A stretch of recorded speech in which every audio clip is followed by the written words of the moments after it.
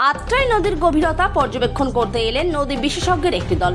নদীতে জল সংকটের প্রভাব ও কারণ খতিয়ে দেখতে ম্যানচেস্টার ইউনিভার্সিটির অধ্যাপক মাহবুব শাহানার নেতৃত্বে একদল গবেষক ও পরিবেশপ্রেমী এসো নদীর সাথে চলি কর্মসূচির আওতায় বালুরঘাটের নদী পরিদর্শনে আসেন।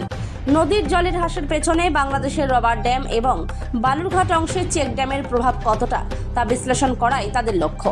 অধ্যাপক শাহানা জানান, নদীর জল কেন শুকিয়ে যাচ্ছে তা বোঝার পাশাপাশি স্থানীয়দের জীবনযাত্রায় এর প্রভাব এবং এলাকার পরিবেশগত ভারসাম্য কতটা বিঘ্নিত হয়েছে তা আমরা পর্যালোচনা করছি। পরিদর্শনকালে তারা স্থানীয় মানুষজনের সঙ্গেও কথা বলেন। বালুরঘাটের পরিবেশপ্রেমী তুহিন শুভ্র মণ্ডল বলেন, মাহবুব শাহানার নেতৃত্বে আত্রাই নদীকে গবেষণার আওতায় নেওয়া আমাদের জন্য অত্যন্ত তাৎপর্যপূর্ণ। এই গবেষণার ফলাফল আমরা সরকারের কাছে উপস্থাপন করব। নদীর অস্তিত্ব রক্ষায় এই উদ্যোগ পরিবেশ রক্ষার লড়াইয়ে এক বড় পদক্ষেপ বলে মনে করছেন স্থানীয়রা। ইংল্যান্ডের ম্যানচেস্টার বিশ্ববিদ্যালয়ের ভূগোল বিভাগের তত্ত্বাবধানে বাংলার নদীগুলো এসব নদীর পথে হাঁটি এই শিরোনামে আমরা পশ্চিমবঙ্গের বিভিন্ন নদী দেখছি, বিভিন্ন চর দেখছি। আজকে আত্রাই নদীর পার আমরা দেখেছি, আত্রাই নদীর চর দেখেছি, নদীকে দেখেছি। দেখে নদী কেমন আছে, নদীর পাশাপাশি থাকা মানুষজন কেমন আছে তাদের কথা শোনার চেষ্টা করেছি এবং নদীকে নদীর কাছে ফিরিয়ে দেওয়ার জন্য পরবর্তীতে কী প্রস্তাবনা সরকারের কাছে দেওয়া যায় সেই ব্যাপারে আমরা ভাবনা চিন্তা করছি। কি দেখলেন? নদীটা ভালো নেই, জল নেই। কৃষকদের সঙ্গে মৎস্যজীবীদের সাথে কথা বলেছি, তারা কষ্টে আছে। নদীর যে জীববৈচিত্র্য, নদীর যে মাছ, নদী নির্ভর পাখি, তাদের ক্ষেত্রেও সংকট দেখা যাচ্ছে। ফলে এটা খুবই উদ্বেগের চিন্তা। তো আমাদের আত্রাই নদীর কি কোনো সুফল হবে? সুফল যাতে হয় সেই কারণেই আমরা আমাদের আজকে পর্যবেক্ষণ সরকারের কাছে তুলে দেব।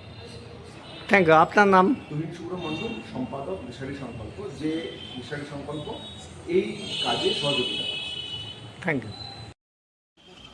আজকে দেখছি আপনারা আত্রাই বাঁধে এসেছেন, মূলত কি কি বিষয়গুলো আপনারা আজকে এখানে খতিয়ে দেখছেন?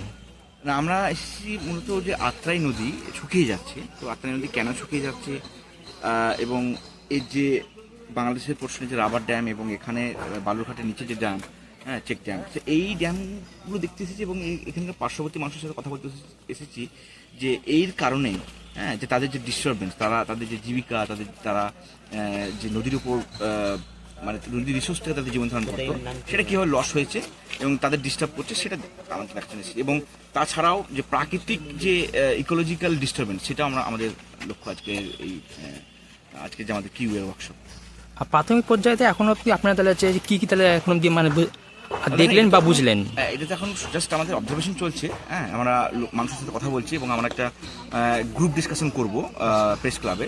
তো সেখান থেকে আমরা নোট টেক করবো যে আচ্ছা সমস্যাগুলো কী কী, তারপরে আমরা সেটা আইডেন্টিফাই করে এটা আমরা রিসার্চ পেপারে আকারে এটাকে নিয়ে আসবো এবং পলিসি ডকুমেন্টের আকারে এটা নিয়ে আসবো। পরবর্তী পদক্ষেপ আপনাদের এই বিষয়ে